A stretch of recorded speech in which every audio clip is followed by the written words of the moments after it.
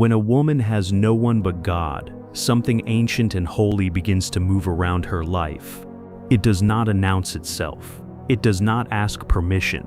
It simply arrives, like a quiet storm breaking open the sky, and she feels the first tremor in her spirit long before she can explain it. Heaven has decided to rebuild her, and that rebuilding always begins with losing what once felt impossible to live without. She does not know this yet. All she feels is the unraveling, the soft, tearing sensation of life slipping out of her hands in ways she cannot control. And that is where the story begins, in the place where everything familiar becomes thin, fragile, and painfully temporary. The unraveling never starts loudly. It begins on an ordinary day when the people she thought she could trust become distant shadows. The calls slow down, the warmth disappears, the certainty fades, and she feels the ache of abandonment in her chest like a bruise she cannot hide. But even in her trembling, she remembers a quiet line God had once whispered to her heart, that He is with her always, even to the end of the age, a truth she once read in Matthew chapter 28 verse 20. At first it feels too soft to stand on, too distant to hold.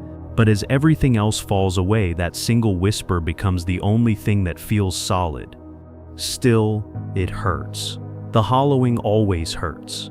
It is the part of the journey where God removes the noise so she can finally hear Him.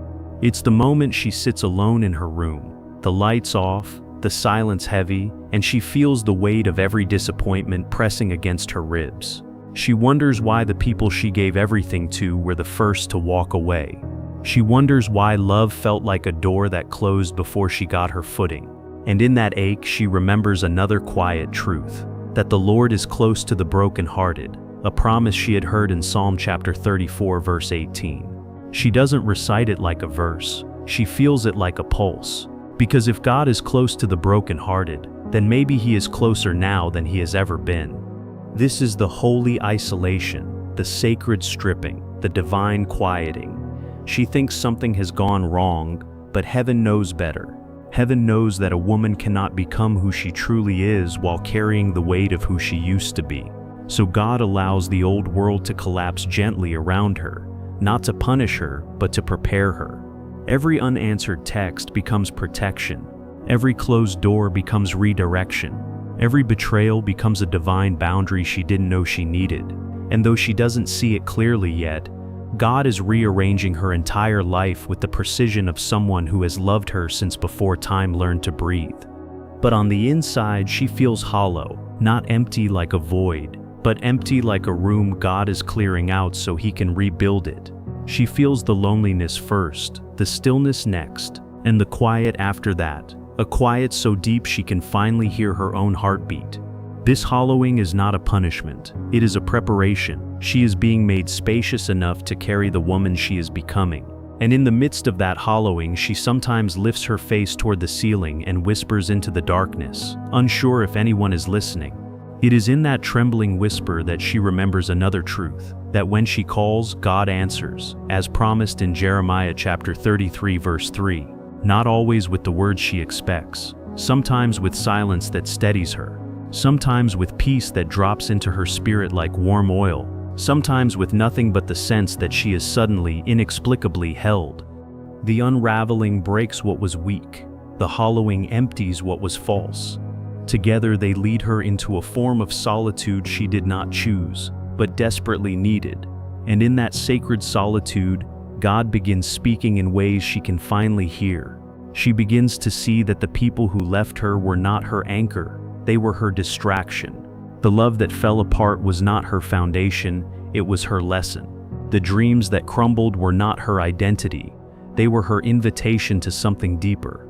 God isolates a woman not to abandon her, but to anoint her, not to break her, but to strengthen her, not to silence her, but to recalibrate the voice she forgot she had. There are nights when she cries softly into her pillow, wondering why she feels so unseen. But heaven is watching her closely, more closely than she realizes. On one of those nights, as the tears gather on her eyelashes, she remembers a line she once cherished, that even if her father and mother forsake her, the the Lord will take her up, a promise hidden in Psalm chapter 27 verse 10. It feels different now, heavier, truer, because she finally understands that God is not her backup plan. God is her foundation. God is her keeper. God is the one who steps into the empty spaces left by everyone else and fills them with a love that does not withdraw. The unraveling teaches her who is not for her. The hollowing teaches her who is. When she has no one but God, she discovers that God is not no one. God is everything. He is the hand beneath her exhaustion. He is the whisper beneath her fear. He is the warmth beneath her loneliness. And in the thick silence of her isolation, she begins to sense something shifting inside her, something fierce, something steady, something sacred. It is the beginning of her rebirth, the beginning of her remembering who she was always meant to be. God pulls her away from the world so He can pull her back into herself. He takes her through the ache so He can take her into her authority. He strips away the noise so He can restore her name. And even though she cannot see the full picture yet, she is standing at the threshold of something holy, the moment heaven begins rewriting her story with a pen dipped in purpose. Separation is sacred. It is heaven making room for the woman you are becoming. When a woman has no one but God, the wilderness becomes the place where her soul is rewritten. Not the wilderness she imagined, not a barren landscape or a stormy battlefield, but the wilderness within her, the one she avoided for years because it carried the echoes of every unanswered question she was too afraid to ask.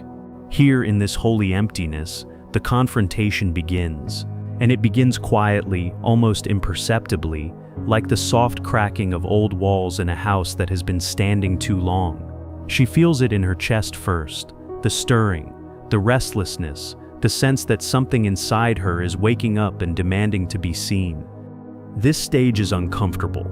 The confrontation always is. God begins turning her inward, inviting her to face the memories, the patterns, the wounds she once buried to survive. It is here that the mirror becomes unavoidable. It is here she can no longer outrun her reflection. She begins to sit with her thoughts long enough to notice things she once numbed. She begins to see where she gave too much, where she accepted too little, where she mistook attention for love and silence for peace.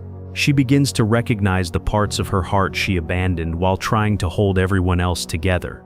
And in the middle of this emotional storm, God's whisper comes again, not as a demand, not as a lecture, but as a gentle breath in her spirit, a reminder to be still and know that He is God. A line she once heard in Psalm chapter 46 verse 10. It doesn't erase the chaos inside her, but it crowns it with calm. Because the wilderness is not where she is abandoned, it is where she is reordered. Still, before the reordering, the confrontation stretches her. She starts to notice the fears she never named. The fear of being alone, the fear of being forgotten, the fear of not being enough. The fear that maybe the love she longed for will never arrive. But as these fears rise to the surface, God does not let them speak without interruption. He places another truth in the back of her mind, soft but steady. Fear not, for I am with you, something she remembers from Isaiah chapter 41 verse 10. She breathes it in, slowly, as if it is the first clean air she has inhaled in years. This is the wilderness of becoming. It is brutal in its honesty, beautiful in its purpose, and sacred in its aftermath. It is the place where she learns what part of her was built by God and what part was built by survival. It is the place where she discerns which voices in her head are truth and which are trauma pretending to be truth. It is the place where she sees the habits she inherited from pain and begins to ask whether they still deserve space within her. And then it happens, the reordering. Not a moment of lightning, but a quiet shift in her posture, her breathing, her internal world. God begins rearranging her from the inside out. He closes certain desires gently, the way a mother closes a window to keep her child warm. He opens others tenderly, the way the morning opens itself to light. She starts to feel drawn to things that nourish her, instead of things that drain her. She starts craving peace more than attention, She starts valuing truth more than fantasy. She starts choosing solitude, not because she is afraid of people, but because she is no longer afraid of herself. In this reordering, God shows her that her old patterns were not flaws, they were wounds, and wounds can heal. She begins noticing the thoughts she used to entertain and seeing them as strangers. The longing she used to chase now meets resistance because her spirit is waking up to its worth. And what used to tempt her now feels too small, too temporary, too unaligned with the woman she is becoming. It is in this sacred shift that she remembers another divine whisper, the promise that God is doing a new thing within her, something she recognized once in Isaiah chapter 43 verse 19. It comforts her, but it also stirs her, because she can feel it. She can feel the newness stretching her ribs from the inside, rearranging her old beliefs, calling her into a life that fits her spirit instead of her wounds. The reordering touches everything. The way she speaks to herself, the way she chooses relationships, the way she sees her past, the way she holds her future. It touches the way she moves, the way she prays, the way she listens. She becomes softer in some places, stronger in others. And one night, as she sits in her room, the same room that once echoed only her loneliness, she feels a warmth settle over her like a mantle. A promise that the heart God is shaping in her is not the same heart she began with. She recalls a verse, not as a memory, but as a confirmation that God will give her a new heart and a new spirit, a truth she grew up hearing from Ezekiel chapter 36 verse 26. Suddenly, it makes sense. The breaking was not the end, it was the clearing. The hollowing was not abandonment, it was preparation. Her solitude was not a sentence, it was God's surgery. Through the confrontation, she faced what she feared. Through the reordering, she walked into who she is. And now she begins to understand the holy intention of her isolation. God was not punishing her. God was pruning her, removing what weakened her so He could reveal what was divine within her. She begins to stand differently, not arrogantly, but assuredly. She begins to walk differently, not rushing but aligned. She begins to breathe differently, not out of panic but out of presence. Because now she sees the truth. God removes what weakens a woman so He can reveal the woman He placed inside her. When a woman has no one but God, something begins to rise inside her that the world is not prepared to witness. It is subtle at first, a trembling in her spirit, a quiet gathering of strength, a soft awareness that the ground beneath her feet has changed. She is no longer who she was in the collapse. She is no longer who she was in the wilderness. A different woman is forming inside her, slow, sacred, unstoppable. This is the divine replacement, the moment heaven begins to give her back everything she lost, but in a different form, a higher form, a stronger form. God does not return things the way the world gives them. He returns them refined, resurrected, reborn. In this holy rising, she starts noticing the parts of her heart God has exchanged. The insecurity that once held her hostage loosens its grip. The desperation that once made her chase love now dissolves into peace. The fear that once filled her nights begins to lose its voice. The emptiness that once echoed inside her chest becomes the place where God plants new desires, desires aligned with who she truly is, not who she was forced to be. She feels different, not louder, not harder, just fuller, steadier, rooted. She recognizes that the love she begged others for is now flowing from the inside out. She doesn't know when the shift happened, but she can feel that God Himself has replaced what broke her. This is where the unshakable woman emerges, not because life suddenly became easier, but because her spirit became anchored in a way nothing external can disturb.